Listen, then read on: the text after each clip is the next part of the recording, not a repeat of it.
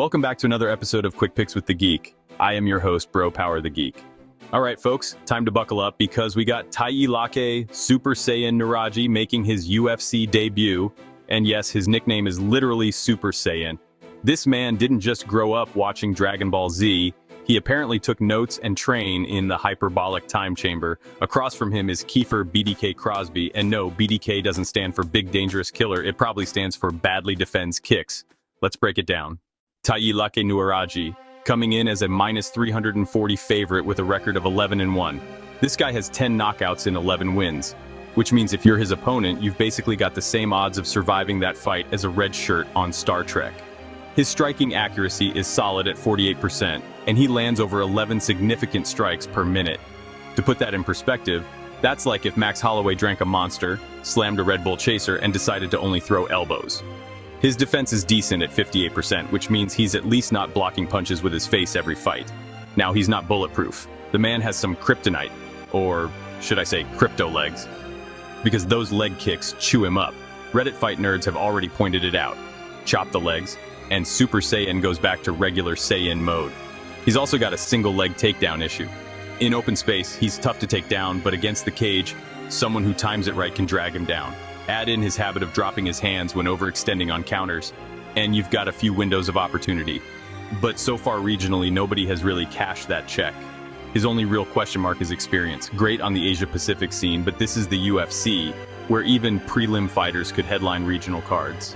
Now let's talk Kiefer BDK Crosbie, the Irish madman who basically fights like he's double-fisting Guinness in the cage. Crosbie is a plus 280 underdog with a 10-5 record, and this man loves violence. He thrives in sloppy brawls. If technique goes out the window and it just becomes who hits harder first, Crosbie is right at home.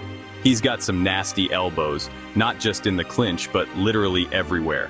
If there's a position where a human body can throw an elbow, Crosbie has tried it. His striking volume is solid at 6.27 landed per minute, and his accuracy a ridiculous 64%. That means when he swings, he's usually finding a home for it. But then we get to the ugly part. Crosbie's grappling defense looks like it was downloaded off LimeWire in 2003. Corrupted and full of holes. He's been submitted in 3 of his 5 losses, including both of his UFC fights so far. Arm triangle, rear naked choke. If it's in a Gracie Jiu-Jitsu white belt syllabus, Crosbie's already tapped to it. His takedown defense is literally listed as 0%, zero, as in he has never stuffed a takedown in the UFC. Now, to add context to that, he has only had 2 fights in the UFC. Both fights he was taken down and finished in the first round. He doesn't wrestle offensively either, so if he doesn't keep it standing, he's basically in the quicksand. The man's got heart, toughness, and a willingness to throw down. But he also tends to eat a ton of damage, and when he gasses, he's a sitting duck. The problem is, against a finisher like Nueraji, being hittable isn't a fun career choice. So, who wins? For Nueraji, the path is obvious. Keep it standing, let the hands fly, and eventually Crosbie's defense, or lack thereof, is going to betray him. Nueraji's power and volume combined with Crosbie's hitability is like peanut butter and jelly. If peanut butter could also give you a concussion. If Crosbie decides to bite down on the mouthpiece and trade, that could end real ugly, real fast. For Crosbie, his hope is pure chaos. If he can lure Nueraji into one of those brawls where defense doesn't matter and chin checks are the currency, then his power elbows and blitzes might flip the script. Nueraji has shown defensive lapses, and if Crosbie times something wild, we could get an upset. And hey, if the Irishman's gas tank holds up, maybe the less experienced UFC debutant slows down late and Crosbie takes over. Official pick. I gotta ride with Taiyilake Super Saiyan Nueraji here. Too much volume, too much power, and Crosbie's defense is like Swiss cheese.